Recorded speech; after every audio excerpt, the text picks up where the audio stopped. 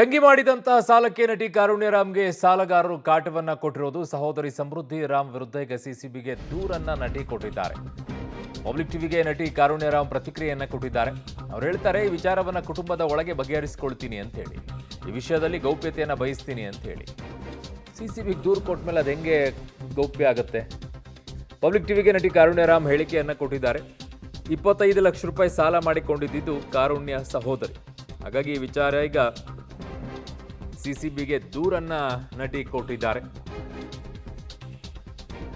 But ಇದು ಕುಟುಂಬದ ಒಳಗಡೆಗೆ ಬಗೆಹರಿಸ್ಕೊಳ್ತೀವಿ ಅಂತ ಅವ್ರು ಹೇಳ್ತಾ ಇದ್ದಾರೆ. ಬಗೆಹರಿಸ್ಕೊಳ್ಬೇಕಾಗಿತ್ತು, ಬಟ್ ಕಂಪ್ಲೇಂಟ್ ಕೊಡುವಂಥದ್ದು ಬಂದಾಗ ಅದು ಸಹಜವಾಗಿ ಪಬ್ಲಿಕ್ ಡೊಮೈನಿಗೆ ಬಂದೇ ಬರುತ್ತೆ.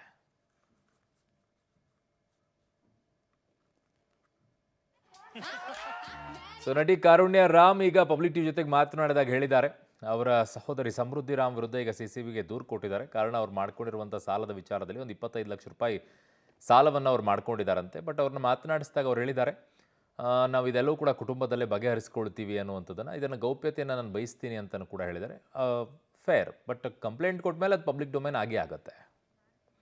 ನನ್ನ ಸಹೋದ್ಯೋಗಿ ಈಗ ಫಿಲ್ಮ್ ಹೀರೋಯಿಂದ ಭಾರತಿ ನನ್ನ ಸಂಪರ್ಕಕ್ಕೆ ಸಿಗ್ತಾ ಇದ್ದಾರೆ. ಭಾರತಿ, ಈಗ ಕುಟುಂಬದ ಒಳಗಡೆಗೆ ಇದನ್ನು ಬಗೆಹರಿಸ್ಕೊಳ್ಬೇಕಾಗಿದ್ದರೆ ಅದನ್ನು ಕಂಪ್ಲೇಂಟ್ ಕೊಡಬೇಕಾದ್ರೆ ಯೋಚನೆ ಮಾಡಬೇಕಾಗಿತ್ತು. ಕಂಪ್ಲೇಂಟ್ ಕೊಟ್ಟ ನಂತರ ಅದು ಪಬ್ಲಿಕ್ ಡೊಮೈನಿಗೆ ಬಂದೇ ಬರುತ್ತೆ. ಏನು ಹೇಳ್ತಾರೆ ಇದಕ್ಕೆ? ಬಹುಶಃ ಒಂದು ವಾರ್ನಿಂಗ್ ಅಥವಾ ಎಚ್ಚರಿಕೆ ಕೊಡೋದಿರ್ಬೋದು ತಂಗಿಗೆ, ಈ ವಿಚಾರವಾಗಿ ಕಂಪ್ಲೇಂಟ್ ಕೊಟ್ಟಿರ್ಬೋದು. ಆದರೆ ಸದ್ಯಕ್ಕೆ ನಮಗೆ ಗೌಪ್ಯತೆ ಕಾಪಾಡ್ಕೊಳ್ತೀವಿ, ಹಾಗಾಗಿ ಒಂದು ಪ್ರೈವಸಿನ ಕೊಡಿ ಅಂತ ಹೇಳಿ ರಿಕ್ವೆಸ್ಟ್ ಮಾಡ್ಕೊಂಡಿದ್ದಾರೆ ಕಾರುಣ್ಯರಾಮ್. ಹೀಗಾಗಿ ಕುಟುಂಬದಲ್ಲೇ ಈ ಸಮಸ್ಯೆನ ಕೂತು ಬಗೆಹರಿಸ್ಕೊಳ್ತೀವಿ ಅಂತ ಹೇಳಿದ್ದಾರೆ.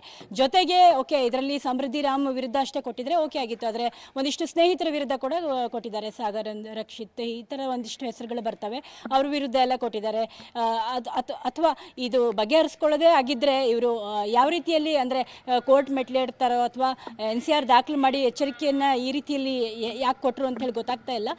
ಆದರೆ ತಂಗಿಗೆ ಅವರು ಬುದ್ಧಿವಾದ ಹೇಳ್ಬೋದಾಗಿತ್ತು. ಆದರೆ 25 ಲಕ್ಷದ ವಂಚನೆ, ಜೊತೆಗೆ ಮನೆಯಲ್ಲಿದ್ದ ಚಿನ್ನವನ್ನೆಲ್ಲ ತಗೊಂಡು ಹೋಗಿರೋದು, ಈ ಥರದ ದುರ್ಬಳಕೆ ಮಾಡ್ಕೊಂಡಿರೋದು, ಬಿಸ್ನೆಸ್ಗೋಸ್ಕರ ತಗೊಂಡು ಅದನ್ನು ಲಾಸ್ ಮಾಡ್ಕೊಂಡಿರೋದು, ಇದೆಲ್ಲ ಯಾರ ಮೇಲೆ ಅಂದರೆ ಕಾರುಣ್ಯರಾಮ್ ಅವರ ಮೇಲೆ, ಅವ್ರ ಹೆಗಲಿಗೆ ಹಾಕೋತಾರ ಅಥವಾ ಇದರಲ್ಲಿ ಸಮಸ್ಯೆ ಯಾವ ರೀತಿಯಲ್ಲಿ ಬಗೆಹರಿತಾರೆ? 25 ಲಕ್ಷ ಲಾಸನ್ನು ಕಟ್ಕೊಡೋರು ಯಾರು? ಈ ಥರದ್ದೆಲ್ಲ ವಿಚಾರಗಳು ಬರ್ತವೆ.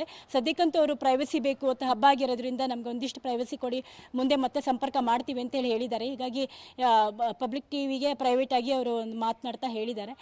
ಮುಂದೆ ನೋಡಬೇಕು ಇದು ಯಾವ ಹಂತದಲ್ಲಿ ಮುಂದೆ ಆಗುತ್ತೆ, FIR ಆಗುತ್ತಾ ಅಥವಾ NCR ಅಲ್ಲೇ ಮುಕ್ತಾಯ ಆಗಿಬಿಡುತ್ತಾ, ಕೋರ್ಟ್ ಕಾನೂನು ಮೂಲಕ ಬಗೆಹರಿಸ್ಕೊಳ್ಳೋಕ್ಕೆ ಪ್ರಯತ್ನ ಪಡ್ತಾರಾ, ಅಥವಾ ಒಟ್ಟಿಗೆ ಕಾಣಿಸ್ಕೊಳ್ತಿದ್ದ ಅಕ್ಕ ತಂಗಿ ಈ ಥರ ಒಂದು ಹಣದ ವಿಚಾರಕ್ಕೆ ವೈಮನಸ್ಸು ಉಂಟಾಗಿ ಮುಂದೆ ಶಾಶ್ವತವಾಗಿ ದೂರ ಆಗ್ಬಿಡ್ತಾರಾ ಅಥವಾ ಬಗೆಹರಿಸ್ಕೊಳ್ತಾರೆ, ಎಲ್ಲವುದನ್ನು ಕಾದು ನೋಡಬೇಕಾಗಿದೆ. ಅರುಣ್. ಓಕೆ ಭಾರತಿ, ನಿಮ್ಮೆಲ್ಲ ಮಾಹಿತಿಗೆ ಧನ್ಯವಾದಗಳು.